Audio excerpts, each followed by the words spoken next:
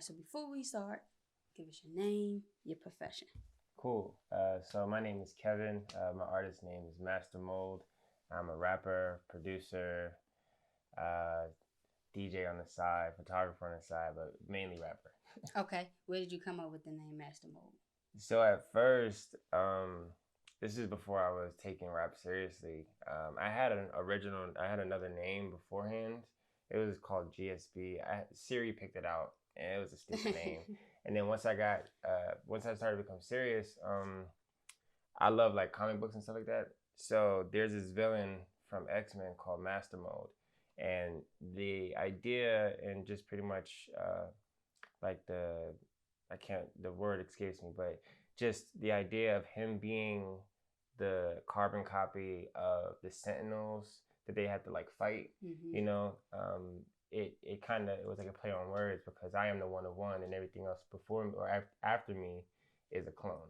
You know, Got you. I am myself. So anything that comes after is not necessarily me, the original. It's just like a knockoff in a sense. So that's Okay. where it came from. All right, that's And cool. also it was a villainous name, and then it's connected to MF Doom in a sense. So I was like, Okay. yeah. All right, I get it. I get it. I get it. What song or what like project inspired you to start doing music? Crazy enough, it was probably Doomsday by MF Doom. Okay. Um, Jay Z, Biggie. Of course, I would always like freestyle when I was younger and write some stuff out. But I really didn't want to take it seriously until I heard Doomsday. My mom actually got me hip to it, I think around like 2011, 2012.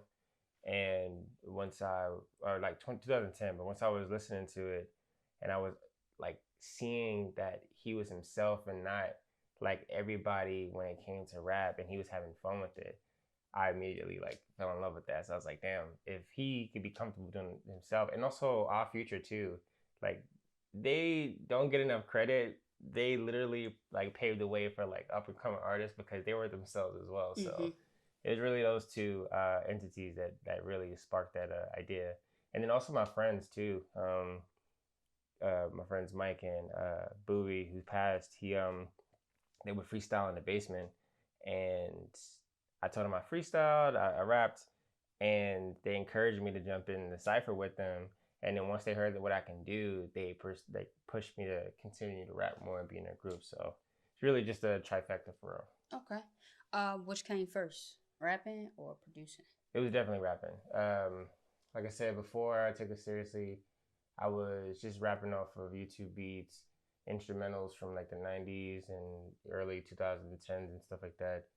But then I stopped making music. I stopped rapping because I wasn't taking, like I said, taking it as serious. So in around 2017, I decided to revamp everything and then restart. And before I was like, I gotta learn how to make beats 1st Mm-hmm. because every beat that I was getting didn't fit my sound. So it took me a minute to figure out, how things worked and to find my DAW to use. But once that came, I was able to like do both at the same time. Okay. So your recent project you just dropped, Mm-hmm. Chasing Rabbits. I see that you are producer, engineer, mix and Yep. master. You're the artist. Yep. How did you do all that?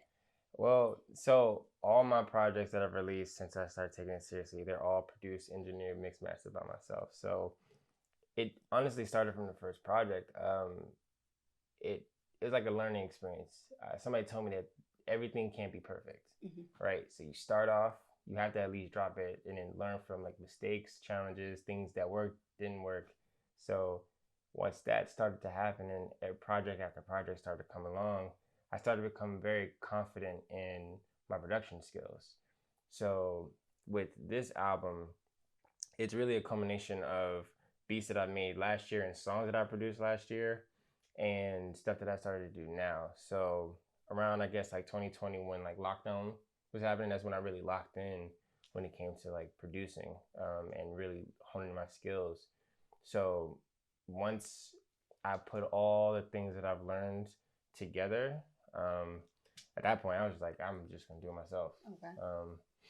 It's just came with time. Came with time. I have this thing where I don't necessarily it's not that I'm against collaborations, Mm-hmm. but I like to do things on my time.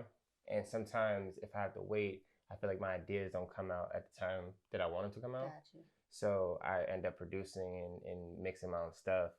And in turn, it showed up on this album. So Okay. So I'm gonna say that it sounds great. thank you. The lyrics, Thank the you. beats. So I'm trying to figure out like what space did you have to go to? Because it's like, all right, so you can produce, you can pretty much put this together yourself. Mhm. But it's also like when an artist is running the business and being the creative, like Yeah.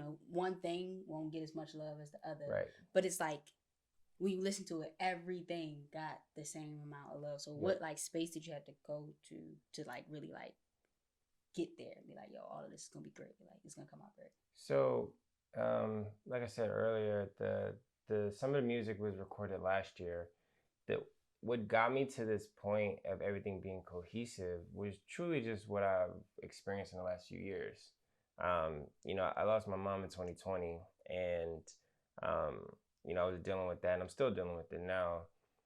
So a lot of the songs that I produced were about the feelings and emotions that I've been going through during the time of trying to figure it out. And then this year, it was just an added on, like an addition to my feelings because unfortunately lost my dad. So it was like trying to put all those things together. One of my best friends is somebody I haven't really spoken to in a while. So, being able to put all my emotions together and then chronologically tell a story, it just like it came naturally. With the project and the name of it, the idea of chasing rabbits is an Alice in Wonderland, thing. So my mom's middle name is Allison, and that's her favorite movie. So that's just how Okay. like went. So I'm sorry to hear that. thank you. Um, with the single War of the Worlds is a single, right? Okay, so was there a runner up, or was it just like once you was already like put your list together, you was like, yeah, that's gonna be the one. So there was a runner up, and I actually released it earlier this year. It's called Yuta, and I released it to get myself out of a funk of not feeling okay to put music out because I didn't think about putting an album out until like I think after the War of the Worlds video was recorded. Okay. So Yuta was recorded in like March, dropped it in March. I did like a little teaser for it. It was supposed to be a video, but I wasn't really feeling it like that. So there was already a song out at the time, and thankfully it didn't, pick up enough steam so that way I can come out with War of the Worlds because I felt like War of the Worlds was the stronger candidate for a single, and that was the one that was prepped and videography, the promotion, everything just fit for that. So just went with that one. Okay. Now, where did the concept for the actual video come from? This it's a cool piece. Thank you. So with all my videos, this was something that I wrote the treatment for. The idea and the concept of it is an angel stuck between heaven and earth, not necessarily descending all throughout hell, but he's in that limbo period, or they're in that limbo period where they don't know which way is up and they're kind of stuck in trying to find a way out or up. So with the War of the Worlds video, some of the inspirations come from the movie Constantine with Keanu Reeves. That's why the angel wings and then like the blood and stuff, because like saying at the end of the movie, the black and white just gives it more of a cinematic feel. And it's just the idea of someone angelic falling and being like in this this space of unknowing, and the same thing of what the song talks about. So I wanted to depict that without doing too much, because I wanted the words to tell the story, and then the visual representation just looked like a painting in a sense. So yeah. Gotcha. All right, so hearing you talk about that, are you into like films? You do? I love films. Okay, all right. I love films. That was detailed. I feel okay. Yep. I love films so much. Yeah. Okay. With the single as well, you've been getting a lot of like traction on it. How has that been? Overwhelming in a positive way, because a lot of times my music, it'll pick up and then it'll drop off, and it's like every step I'm like getting closer and closer to something picking up and sitting for a while. So the teaser for the World of Worlds was the photo dump I did, and that was received really well.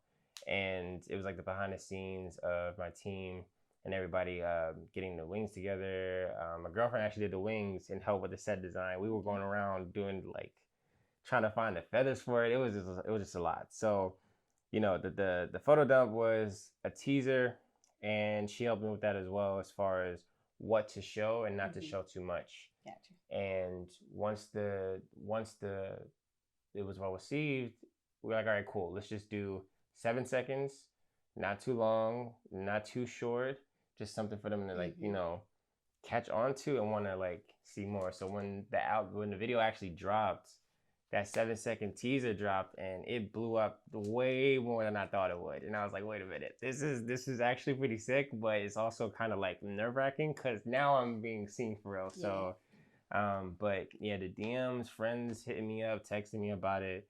It was really overwhelming, really, really overwhelming. But it was like in a positive way though. So Okay, that's good. All right, so being the person who is listening to you talk right now, right? Somebody who hear their music or hear your music would not think that you sound like this. Really? I mean, so yeah. where did your cadence come from? Well, I'm from New York, so Okay. I'm originally from Brooklyn, New York. So my cadence is definitely from where I grew up and just my family, because majority of my family, if not all my family, is from New York, but they spread out. So um, for most of my life, I lived with my mom, and then just going back to New York consistently throughout high school to visit my grandmother, who's still up there, my uncle who's still up there. Sometimes my accent, it'll go away if I'm down in Maryland for too long. But then once I go up and I'm with my family, it's like I get recharged like a battery, so it all comes back. So, yeah, it's just every time I rap or I'm doing something musically or film, it like my natural self comes out. Gotcha. It's because a lot of times people put on like a voices or something to to carry the song. It's just normally how I talk, my friends. So it just came naturally, really. Gotcha. So you're kind of in like this underground type lane as far as your music, but it's very mainstream though. It is. Yeah. How did you determine that like that was your lane? Like this is where I will thrive at? So I'm still in that process of figuring out what my lane is. I'm accepting where I am so far in this underground.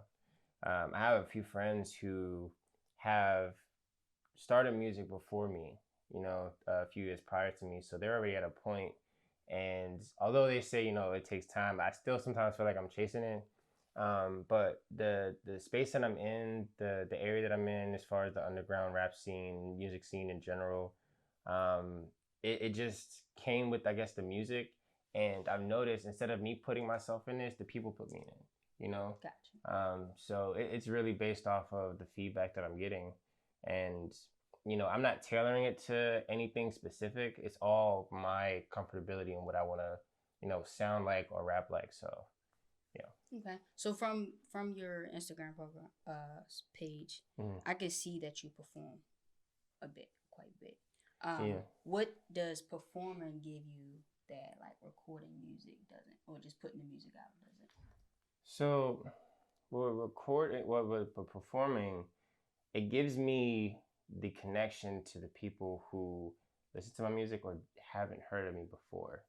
With music, you can kind of, in a sense, hide behind it. You can put it out, be on social media, and then not show your face. Yeah. You could pull like a Pink Panthers, how she put her music out, and then you didn't really know what they looked like until like late last year, and now they're doing shows and stuff like that. So with me, I felt like, okay, cool, I'm comfortable enough, because I used to have stage fright. I'm comfortable enough with my music being on a bigger platform, which is social media and the internet, which is a huge stage, that at this point now I want to tackle being face to face with people, because that's another like challenge, just looking at somebody and not messing up. So over time, my performance skills have gotten better. Even to last night's show, my skills have definitely improved. That's the feedback obviously that I've gotten, but it definitely gives me that like practice of chipping away at the fears that I have of in a sense, public speaking. Gotcha. How do you get prepared for those performances? Um, Do you have a routine? Has it changed since like the first performance? Yes, because at first, what I would do for my performances is I would take like a drink. I would get like a drink at the bar just to calm my nerves, but the anxiety would build up, so I get another drink.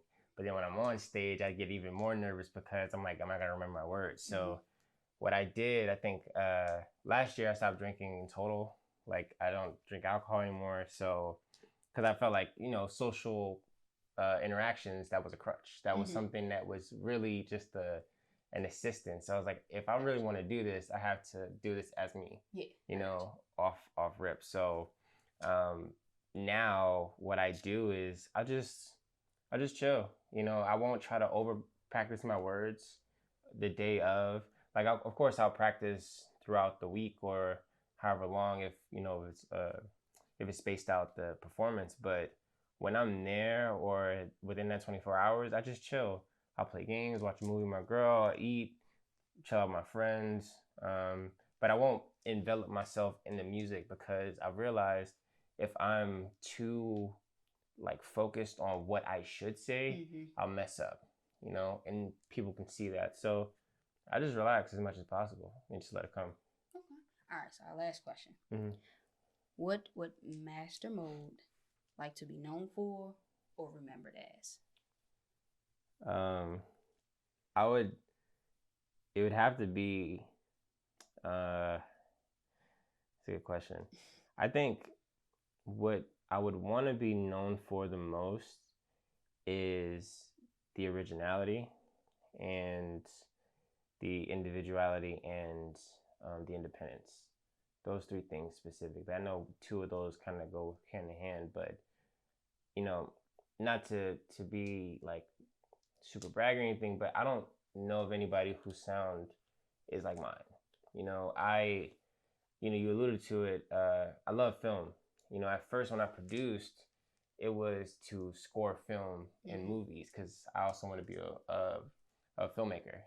So, and I have like a few scripts and stuff like that. But besides that, I tailored a lot of my beats before to stuff that I used to watch on Netflix and score things.